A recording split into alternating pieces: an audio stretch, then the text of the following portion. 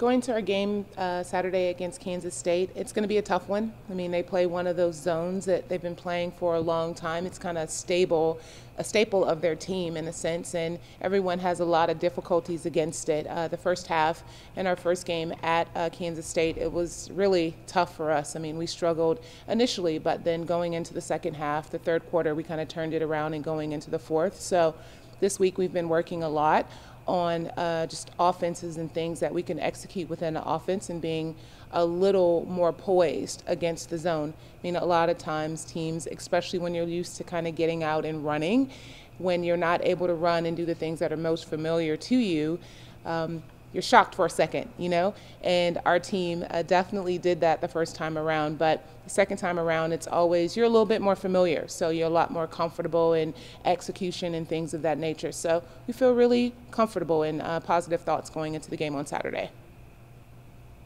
A few weeks ago, Karen said that Audrey-Ann may have been the key player in a game where she didn't score a point. It was a road game.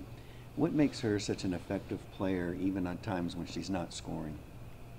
What makes Audrey-Ann so successful is that her intensity. She's one of those players that no matter the situation, scoring or not, she's always has max effort. Defensively, she is kind of our staple, our go-to in the sense that she just kind of makes plays by her effort, but just her knowledge of where she needs to be and the kind of help that she needs to bring according to her teammates' tendencies. So she does a lot for us defensively, and it's really important for her to always kind of be there, to always kind of have that level of intensity in most times, because it's what we need and it's what our guards depend on. We can be more aggressive, we can overplay, we can do things of that nature to play teams, especially those that shoot very well, really tight, because we know that Audrey, especially as well as Jatari, are back there and that they're going to make the plays necessary. She blocks a lot of shots. Yeah. Is that instinct or is that just you personally coaching her?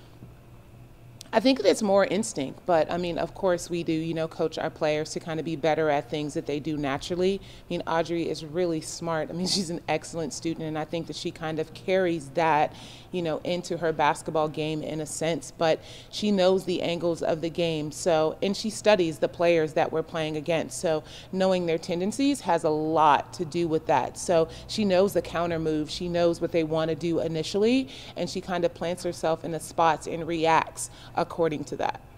This team hit a bit of a rough patch. I think 3 losses in 5 games at the start of the year, but 4 wins in a row now, trying to make it 5 on Saturday. Have things kind of righted themselves? Was it just the competition? What was going on then, and what's working again now?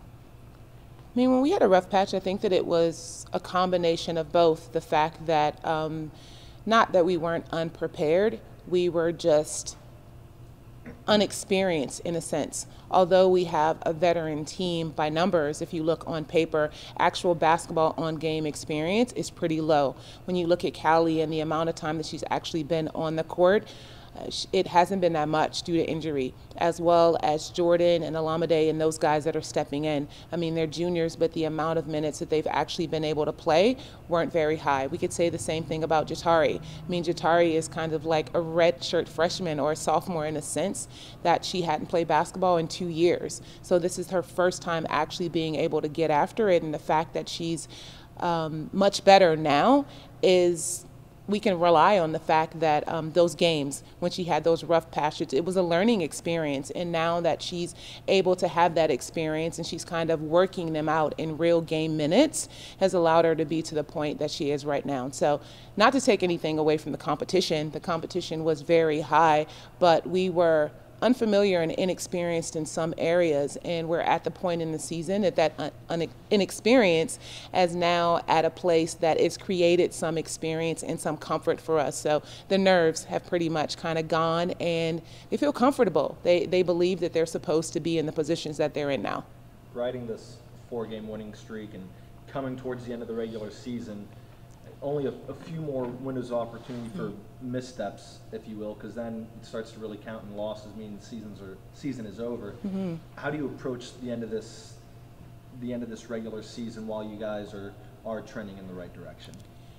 It's a change of mindset. And, we kind of split our season in that. You have the preseason and then you start conference. And now we're kind of preparing to then go into the conference tournament. And we know that it's now the mentality that it's kind of win or go home. So there's definitely a shift in mentality. But the maturity, from the preseason to then the beginning of conference and or non-conference games as well, it creates the environment that allows you to go in positively and have a comfort zone going into the games that truly matter. Not that those didn't matter before, but these games count for placement. It counts for, where we'll be seated, in the NCAA tournament and whether or not we continue to move forward. And if our team truly wants to win, if their goal is truly to win the championship, then you buckle down. And this is where, all the little things that bother you, the things that you worried about in the beginning are no longer a factor because of the experience, but also the confidence that where we are in the season has brought us.